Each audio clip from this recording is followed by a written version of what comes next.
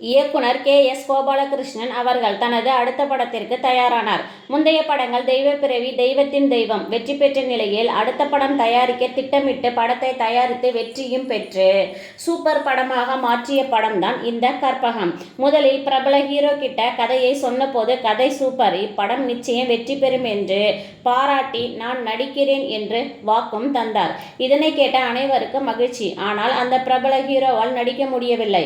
கதாநாயகி ஏற்கனவே தனது படங்களில் நடித்த ஹீரோயின் நடித்தால் நன்றாக இருக்கும் என்று யோசித்து ஒப்பந்தம் செய்ய சென்ற இடத்தில் சம்பள பிரச்சனை. அதனால் அதனையும் ஏற்றுக்கொண்டு வேறு நாயகியை தேட ஆரம்பித்தார் இயக்குனர் கோபாலகிருஷ்ணன் அவர்கள். அத்துடன் இப்படத்தை எப்படியும் வெற்றி படமாக்க நினைத்த இயக்குனர் புதுமுக நடிகையை செலக்ட் செய்து டைட்டிலில் ரோலில் அறிமுகப்படுத்தியதுடன் நாயகி கேட்ட கேள்வி, முதல் படத்திலேயே மரணிக்க வேண்டுமா நான் என்று நடிகை பயத்துடன் கேட்க, நான் சொல்வதை நீ செய், எவ்வளவு பெரிய ஆளா வருவ, வேண்டுமென்றால் பார் என்றார். அவரை உற்சாகப்படுத்தி நடிக்க வைத்தார் இயக்குனர். இன்னும் நடித்து கொண்டும் இருக்கிறார். கிட்டத்தட்ட 600 படங்களுக்கு மேல் நடித்து புன்னகை அரசி என்று அழைக்கப்பட்ட கே.ஆர். விஜயா அவர்கள்தான் அந்த நடிகை.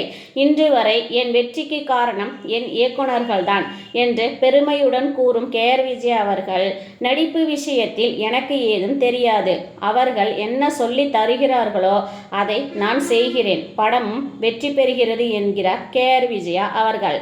இப்படத்தின் நாயகன் ஜெமினி அவர்கள் தனது ரோலையும் சூப்பராகவே ஸ்கோர் செய்திருப்பார் காதல் மன்னன் ஜெமினி கணேசன் அவர்கள்.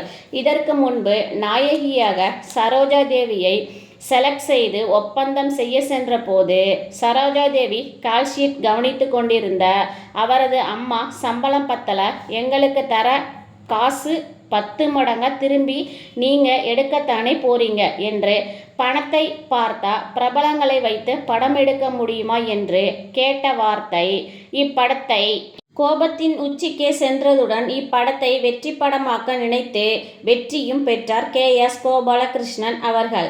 இக்கதை முதலில் சொல்லப்பட்டு வெற்றி பெறும் என்றும் நான் அதில் நடிக்கிறேன் என்று வாக்கு தந்த பிறகு நடிக்காமல் போனவர் மக்கள் திலகம் எம்.ஜி.ஆர். அவர்கள்.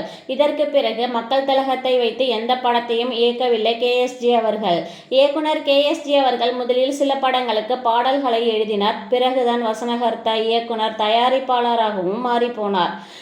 பணமா பாசமா, செல்வம், சித்தி, குரத்தி மகன் போன்ற வெற்றி படங்களையும் தயாரித்தவர். இப்படித்தான் மக்கள் திலகமும் சரோஜா தேவி அவர்களின் தாயார் காட்டிய சம்பள பிரச்சனை, இந்த இரண்டும் சேர்ந்து ஜெமினி மற்றும் புன்னகை அரசி கே.ஆர். விஜயா இருவரையும் கற்பகம் படத்தின் வழியே வெற்றி கனியை பறிக்க செய்தது காலத்தின் கட்டாயம்.